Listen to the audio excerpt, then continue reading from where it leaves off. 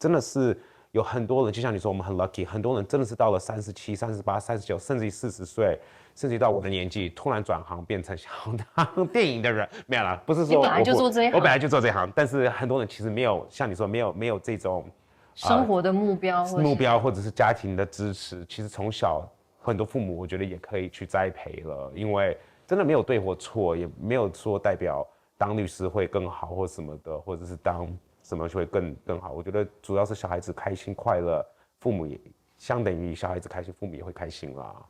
所以其实因为我母亲走的时候，我有个系列是就是要想贡献于给我妈妈的那个服装秀，其实在首尔播的。然后刚好胡色光一个我的中国的偶像，他是神级的偶像，刚好在那个秀场上，那个服装秀其实我们用的影像、视觉、音乐、衣服设计，让观众都开始哭了，包括胡色光在内，他当场就是开始落泪了，因为我们的影像跟视觉跟衣服，因为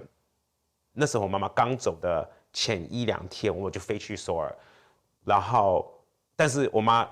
妈在医院的时候，我已经开始做这个动作，想要感谢她，想要跟她说一些感谢的话，所以我就用服装秀去表达。也是因为这些过程当中，我才知道我想要拍片子，因为我本来就会用什么舞者啊、音乐、影像去展现我们的作品。那长话短说，胡哲刚看完的时候就跟我说：“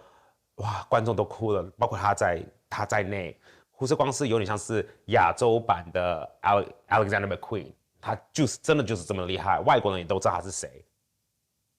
然后我知道他是谁，所以他来后台跟我说的时候，他就一直问我说我的起心动念是什么，我就一直不肯讲。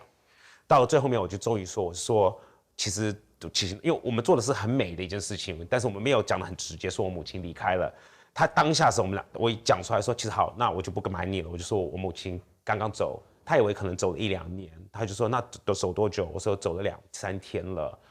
走了大概1个礼拜，他整个人就开始疯狂了，就说怎么可能？你怎么还会飞到这里来？等等的。那我就说，因为我跟我母亲感情非常好，他就会要我做这些，所以很多事情我就是延后去做处理了嘛。那他就当下就第二秒钟，他就打电话给他助理，他就说：“喂，我现在要我要做一个很重要的事情。”然后他还没跟我讲是什么，然后他就直接跟我讲，他的助理讲说，我现在要台湾一个很厉害的设计师来北京时装周，在我的服装秀当下跟我一起合办，然后我当下把名字改成思念母亲，他把他整个主题1年的主题改成半年的主题改成思念母亲，他说他想要献给北京的母亲看我们的服装秀。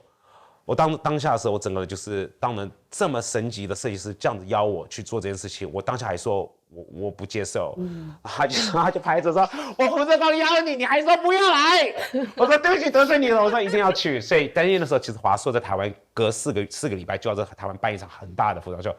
那时候您也有来参加，所以那个2个礼拜前我们就特别排了一个北京时装周进去。然后也很感谢胡色光的支持，然后我们那个观众有1000个人，60个模特，在一个2层楼的，就是 ridiculous， 就是我们真的是有很好的感谢到很多母亲。我觉得我们那场秀在北京办的时候，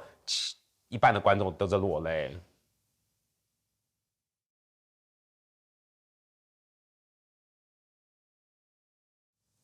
真的是像你说的，没有遗憾，我有多陪他们，我干嘛的，所以。我走过了2-3年的哀伤，我现在真的是因为我觉得真的是有感谢到他们，我终于可以过活我自己，然后时间非常多，所以随时靠我，没有开玩笑。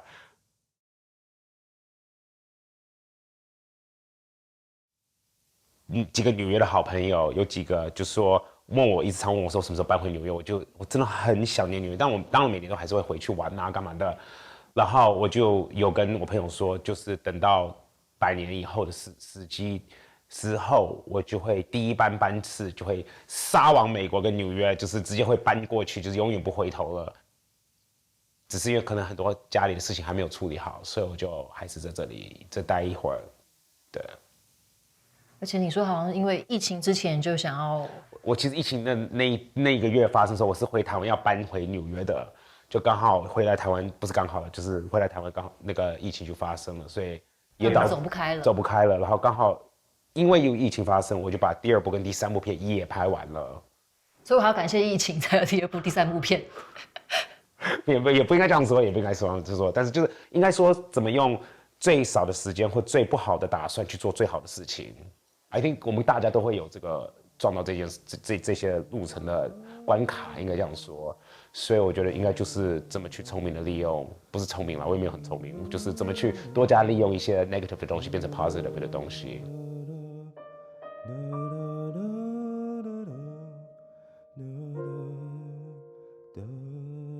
就想说你怎么会原本做服装设计师跑来跟我抢饭碗，拍了影片？连一个到最后面都快要人生都走不完的一个人了，他都还可以1个礼拜抽空2天去做义工，我才觉得当下我才发现，哇，我靠，我小时候我怎么那么自私的一个人，有手有脚有眼睛什么的。